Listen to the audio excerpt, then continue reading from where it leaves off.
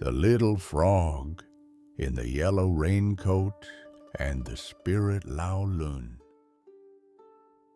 Once, Puddles was sitting on a water lily, mending his yellow raincoat, sewing up a small hole left by a prickly reed. Suddenly, he noticed someone unfamiliar sitting on an old stump near the water. The stranger looked like a wisp of mist, dressed in cobwebs. His fingers were very thin, like blades of grass. The stranger raised his hand, gently sucked something from the tip of his finger, and a glowing picture appeared in the air. It showed a small frog in a yellow raincoat, looking up at the stars. Puddles gave a little start. "That's me." The misty guest nodded softly. "My name is Lao-Lun. I suck stories from my finger. I look into the future, and it turns into a tale.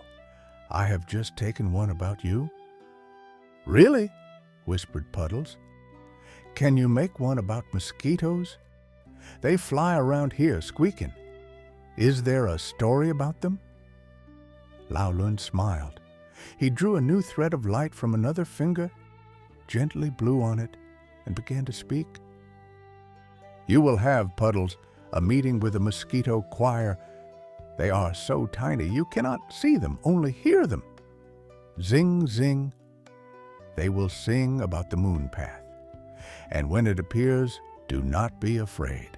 It is not wet, it is bright. You may look at it, but you must not walk on it. It belongs to the moon, not to little frog feet." Puddles remembered every word. He thanked Lao-Lun and hopped home, and the story began to come true. 3 nights later, Puddles saw a straight, glowing path from the moon lying across the entire pond. He did not walk on it. He only looked, just as Lao-Lun had said. The next day, Puddles heard a thin choir, zing, zing, zing.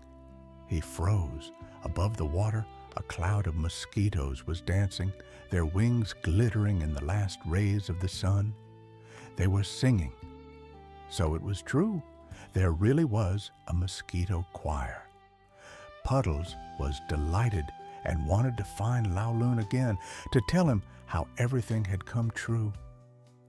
But the spirit was already sitting on the old stump, once again sucking something from his finger. This time, a picture glowed in the air. A large soap bubble swayed gently on a reed. "Oh, what is that?" asked Puddles. "That is the next story," said Lao-Lun, "about a soap bubble that was searching for the place where it should pop. But I will tell it another time. Stories are like dandelion clocks. If you blow them all away at once, there will be none left for tomorrow." And he melted away like mist in the morning sun. Puddles was left alone, but now he knew something important. The world is full of invisible threads stretching from the future into the present. Some of them can be seen if you meet someone who knows how to suck stories from a finger. The next day, Puddles found the most beautiful soap bubble resting on a reed, brought there by the wind. It popped right in front of him. For one brief moment, the entire sky was reflected inside it.